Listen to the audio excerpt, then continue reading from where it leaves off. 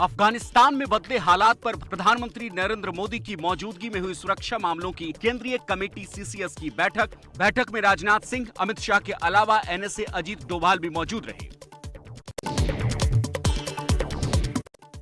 अफगानिस्तान में फंसे 150 भारतीय लौटे देश, 150 लोगों में 100 आईटीबीपी के जवान भी हैं। भारत के राजदूत बोले सभी भारतीयों की होगी वापसी। काबुल से 130 भारतीयों को निकालने का काम खतरे से भरा था। जानकारी के मुताबिक 45 लोगों के एक दल को काबुल एयरपोर्ट लाने के दौरान तालिबान ने रास्ता रोक लिया और चेकिंग करते हुए कई सामान भी छीन लिए थे। गाजियाबाद के हिंडन एयरपोर्ट पर लौटे भारतीयों के बाद अब एक और विमान के काबुल भेजने की खबर है। कई भारतीय नागरिक अब भी काबुल में फंसे हैं। उन सब के संपर्क में है भारत सरकार। अफगानिस्तान के हालात पर लगातार पीएम मोदी की भी नजर। तालिबान के प्रवक्ता का बयान, अफगानिस्तान में भारत के प्रोजेक्ट को कोई नुकसान नहीं पहुंचाया जाएगा। जनहित या विकास के काम पर नहीं लगेगी कोई रोक।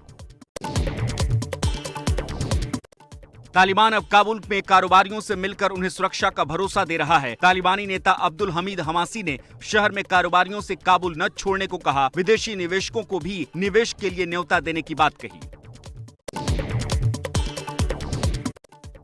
तालिबान नेता मुल्ला याकूब ने जारी किया नया आदेश। तालिबानी लड़ाकों को आम लोगों के घरों में घुसने से मना किया। साथ ही सभी सरकारी कर्मचारियों को काम पर लौटने को कहा। काबुल के मेयर भी आज अपने ऑफिस पहुंचे।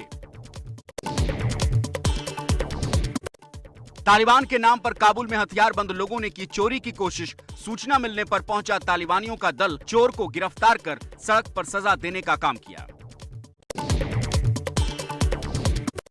सरकार बनाने के लिए दोहा में तालिबानियों की बैठक खत्म होने के बाद मुल्ला बरादर अफगानिस्तान के कंधार के लिए रवाना हुआ। मुल्ला बरादर ही बन सकता है राष्ट्रपति। काबुल में तालिबानी टेरर के बीच दिखी दिलेरी वाली तस्वीर। 3 महिलाओं ने हाथों में तख्तियां लेकर तालिबानी आतंकी के सामने तालिबान का विरोध किया। अमेरिकी राष्ट्रपति जो बाइडेन ने कहा, सैनिकों की वापसी का फैसला अमेरिका के हित में है। ये कभी हमारी लड़ाई थी ही नहीं। बाइडेन ने अशरफ गनी के भागने पर सवाल उठाया तो एक बार फिर तालिबान को चेताया कि अमेरिकी लोगों को निकालने के ऑपरेशन में दखल न दे। तालिबानी राज में डर के साए के बीच अफगानिस्तान क्रिकेट टीम के T20 वर्ल्ड कप में शामिल होने की खबर। शारजाह में 25 अक्टूबर को पहला मैच खेलेगी अफगानिस्तान की टीम। श्रीनगर में रोक के बावजूद शिया समुदाय के लोगों ने निकाला मुहर्रम का जुलूस। लोगों ने पुलिस पर पथराव भी किए। हालात को काबू में करने के लिए पुलिस ने लाठीचार्ज और हवाई फायरिंग की। कई लोग हिरासत में लिए गए। यूपी के देवबंद में एटीएस कमांडो सेंटर बनाने का योगी सरकार का फैसला। 2000 स्क्वायर मीटर की आवंटित जमीन पर काम भी शुरू हुआ। बीजेपी अपनी सरकार की तारीफ कर रही है तो विपक्ष इसे एक खास समुदाय पर दबाव बनाने की रणनीति बता रहा है। मिशन उत्तराखंड के लिए केजरीवाल ने किया रोड शो। सीएम उम्मीदवार के नाम का ऐलान भी किया। कर्नल अजय कोठियाल चुनाव में होंगे मुख्यमंत्री का चेहरा। 2021 में मोदी कैबिनेट में क्यों शामिल हुआ जेडीयू और 2019 में क्यों नहीं? इस पर केंद्रीय मंत्री आरसीपी सिंह ने आज सीधा जवाब दिया। 2019 में जेडीयू के 71 विधायक थे, लेकिन 2021 में 41 हो गए, यानी सीधे 30 विधायक कम।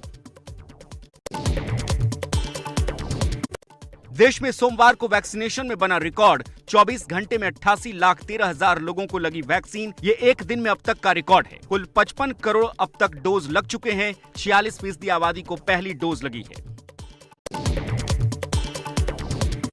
अकाली दल के अध्यक्ष सुखबीर सिंह बादल कल से 100 दिनों की यात्रा की शुरुआत कर रहे हैं। जीरा से ये राजनीतिक यात्रा शुरू होगी और 100 दिनों में 100 विधानसभाओं में जाएगी। पटना में गंगा नदी का क्रोध बढ़ता जा रहा है। गंगा का पानी अब शहर के भीतर सड़कों पर पहुंचा। पटना सिटी के गलियों में, पुलिस चौकी तक में गंगा का पानी घुस गया। गाजियाबाद में हॉरर किलिंग का मामला। प्रेमिका के परिवार वालों ने प्रेमी की हत्या कर घर में ही दफना दिया। लड़की की जानकारी पर पुलिस को युवक की हत्या का पता चला। पुलिस ने पूरे परिवार को हिरासत में ले लिया है।